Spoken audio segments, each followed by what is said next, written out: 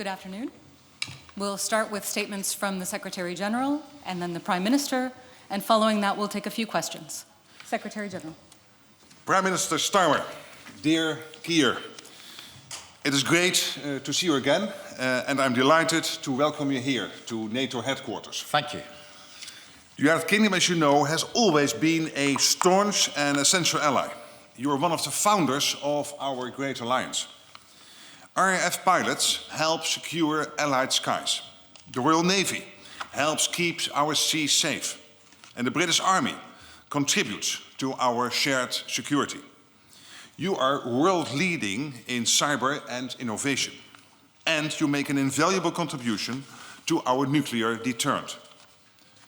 The UK is also a firm friend to Ukraine. You have provided billions in military and humanitarian aid, vital training and landmark security guarantees.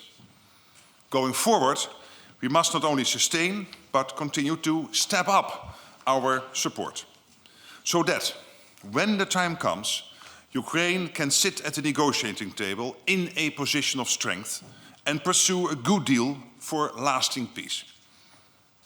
Our world is increasingly more dangerous. We must be better equipped to meet any threat across all domains, both now and in the future.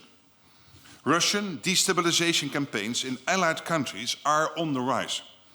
They have targeted digital infrastructure, British officials and even your National Health Service. Just last month, once again, you detected a Russian spy ship in British waters. And you made it clear to Moscow that such brazen acts were simply unacceptable. To stop these attacks once and for all, we need to up our game and make sure our deterrence leaves no room for doubt. We can do this by investing even more in defense. To put it in another way, to prevent war, we must spend more. The UK understands this instinctively. You have long met the 2% target. And I welcome plans to further increase investments in defense.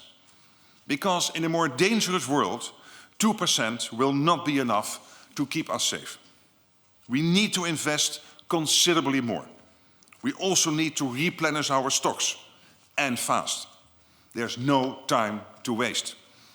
Reviving our defense industries to ramp up defense production is an absolute must. During World War II, factories in the UK and the US produced billions of rounds of ammunition. That was before digitization and automation. With all the might of British manufacturing, just imagine what we could achieve now. The challenges we face are complex, but together in NATO, there's nothing we cannot do. So thank you for your continued leadership and support of our transatlantic alliance. Prime Minister, dear Keir, the floor is yours. Well, thank you, Mark. It's very good to be here. I should say it's very good to be back here. And as you know, the UK's commitment to NATO is stronger than ever because the need for NATO is stronger than ever. And we've had a very good and productive discussion today on how we can meet the rising threats that Russia poses across our continent, including the situation, of course, in Ukraine. A couple of weeks ago, as you know, I was in Kyiv. I saw residential buildings destroyed just days before. I met soldiers in the ICU recovering from really terrible burns. And I met children whose parents are out there now on the front line. And it's yet another reminder that this is a war not just in Ukraine, but a war on Ukraine against those children and their futures. And that's why together we stand with them. We are all working to end this war. But let's be absolutely clear. Peace will come through strength. And we must do all that we can to support Ukraine's defence. And that means stabilising the front line, providing the kit and training that they need. And that's why this year the UK will give more military support to Ukraine than ever before. We need to see all allies stepping up, particularly in Europe.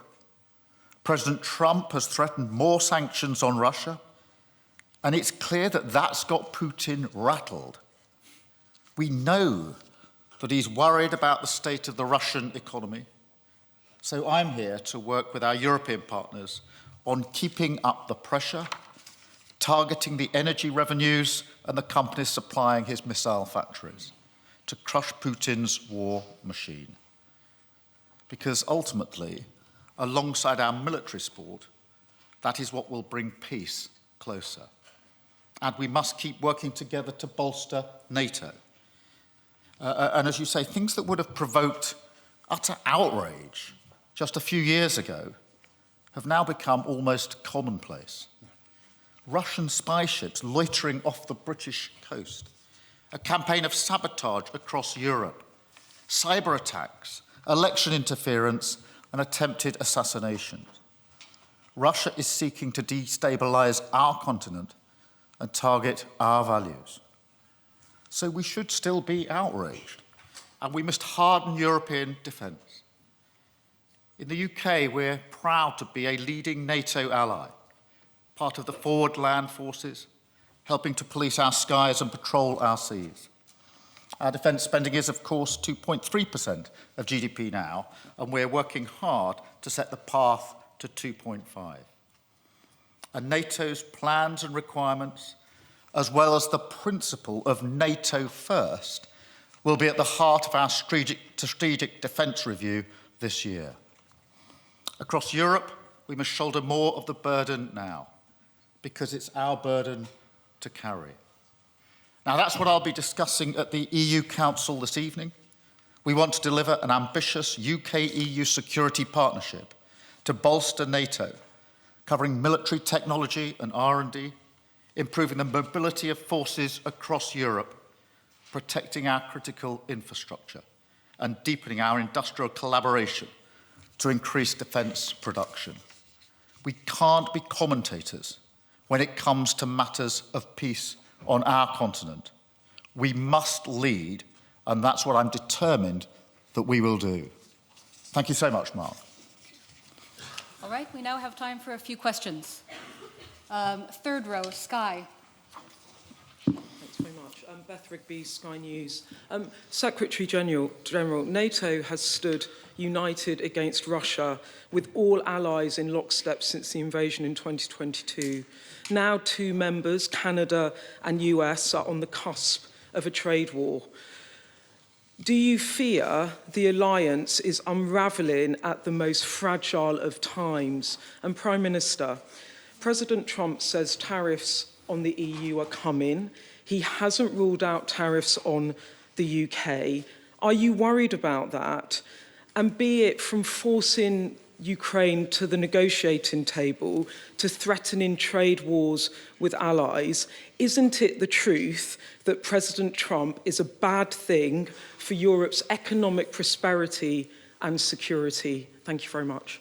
On your first question, let me say that I'm absolutely convinced we can deal with these issues, and there are always issues between allies.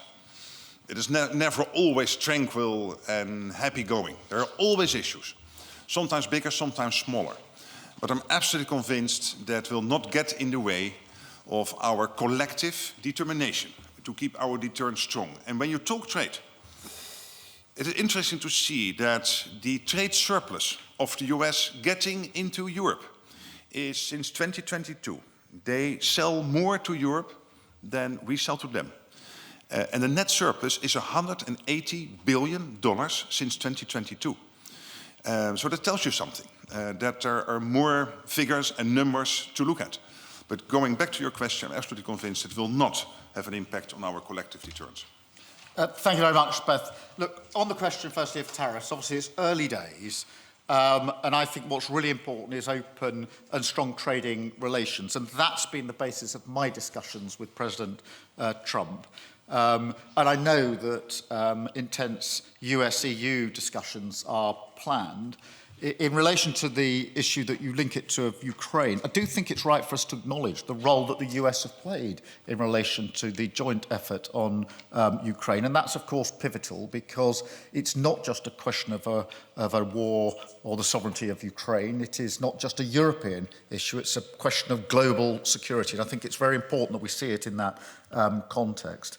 And one thing that's come out of the awful conflict in Ukraine is actually a stronger and bigger NATO, which I think is really important. And as you know, in the Labour Party, we're really proud of the fact that we're a founding member all those years ago in relation to NATO. I think NATO is as important now as it was back then, and it's really important that it's in a stronger position. I think the discussions that we've been having between us today and the discussions I'll have later on this evening are about how we take that forward and strengthen it even further, because there has to be a very strong European element to the defence that we are providing in really difficult times. Thank you. All right. BBC, second row, please. Oh, there it is. Thank you. Chris Mason, BBC News. Questions on a similar theme, if I may. Secretary-General, what would you say to NATO members currently falling out with each other in public over tariffs? And what's your message to the United States and Denmark as they are feuding over territory? And Prime Minister, would you be willing to water down your reset with the European Union in order to keep President Trump on side? Thank you. On tariffs, clearly that is not what NATO is about. Maybe I shouldn't comment too much on that, other than saying that when you look at the defense industrial base, it is clearly, it's very clear that the US is selling much more into Europe than Europe is buying from the US. And by the way, collectively, we have to produce much more. There is so much money floating around, and much more will come in because we are spending more. Last year, non-US allies spent 18% more on defense than the year before. So from 2023 to 2024, it was an 18% increase, almost 20%. So we are spending much more. That means more money available for the defense industrial base. And we have to buy it from everywhere. The US has to ramp up, Norway has to ramp up, the UK has to ramp up, the EU, including the big countries like Italy and Spain and Norway, outside the EU, of course, but also, of course, France, and then Turkey. So all these big defense industrial-based countries have to ramp up defense production, and there's so much money floating around. And again, what we see clearly is this trade surplus from the US getting into Europe. So there is much more to say to all these numbers than when you look at the, let's say, the aggregate. And on Greenland, I said before, what I think is very useful is that President Trump alerted us to the fact that when it comes to the High North, there is a geopolitical and strategic issue at stake. I would say that it's not only about Greenland. This has to do with Finland, it has to do with Sweden, Norway, Iceland, yes, Greenland, and therefore Denmark, also Canada, and also the US. And clearly, collectively, as an alliance, we will always look at the best way to make sure that we can tackle those challenges. Look, in relation to the relationship between the UK and the US and the EU, I've always been clear that both are important to us. Now, that for me isn't new. I think that's always been the case and will be the case for many, many years to come. That's why in my discussions with President Trump, we've touched on issues of trade and on issues of security, both really important in relation to the trade that we already do between our two countries, but also the security, the defence and the intelligence partnership that we've founded over many, many years, hugely important to our collective defence. Obviously, I'm here at NATO today, making the clear case and having the discussions about defence and security, and tonight I'll be at the EU Council. Now, tonight is very much obviously about security and defence, where I do think there's a very important discussion to be had about how we increase our security and defence work together in a very volatile world. But also, I will touch on the wider reset, which goes beyond defence and security, into the fields of energy and into trade and the economy. And so, back to where I started, really, both of these relations are very important to us. We are not choosing between them, but that's historically been the position of the UK for many, many decades now. All right, we have time for one more question. ITV. Secretary-General, these are much more than issues between allies. You have a NATO ally threatening to seize territory from another NATO ally. This is much worse than it's ever been. Isn't it now time that Europe got realistic and started planning for a future of defence that may not include the United States. And Prime Minister, if I may, I know you want to keep a foot in both camps, and I know you don't want to commit here, but you're trying to reset with Europe at exactly the time that President Trump indicates he might be trying to divide and rule in Europe. If he does, and other European leaders ask you whose side are you on, ours or theirs, what will you say to them? Well, on your question about NATO and the assumption that you could run NATO without the US, that is for so many reasons a silly thought. I wasn't assuming. At least. European defence without the US. Yeah, but that means that you have European defence without the US being involved. That's what you're saying. That is a NATO or whatever the organization is then called without the US. For many reasons that will not work. First of all, because we are not, as the Prime Minister was saying, as Keir Starmer was saying, when you look at Ukraine, it is not just Ukraine and Russia, which would be bad enough. It is a geopolitical thing which is going on. The US realizes that, the European side of NATO realizes that. It is China, North Korea, Iran, all getting connected to Russia. So this is a geopolitical thing playing out at the moment with Ukraine. And therefore Ukraine must prevail not only for Ukraine's sake, first of all, but also because of the geopolitical impact. And for NATO as a whole, collectively, we are 20 times bigger than the Russian economy. Collectively, we are able to protect the collective NATO territory, including the US. And the US is also under threat now with the long-range nuclear long-range missiles coming out of North Korea maybe in the future, thanks to all the technology the Russians are delivering. So for so many reasons, we have to stay connected. I'm a staunch transatlanticist. I absolutely believe that the best thing the West can do is to stay united. And I know that the same thinking is still prevalent in the US, including in the White House. In relation to the US and the EU, or Europe more generally, if you look at our vital interests, it's really important that we don't, that we work with both and we don't see it as an either or.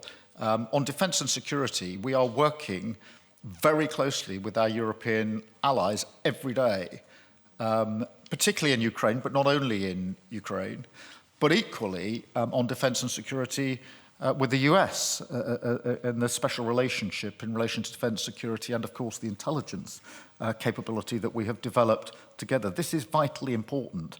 And it is in the best interests of the UK, but also the best interests, I think, in terms of global security and defence, that we continue to work both with the US and with Europe on these vital issues.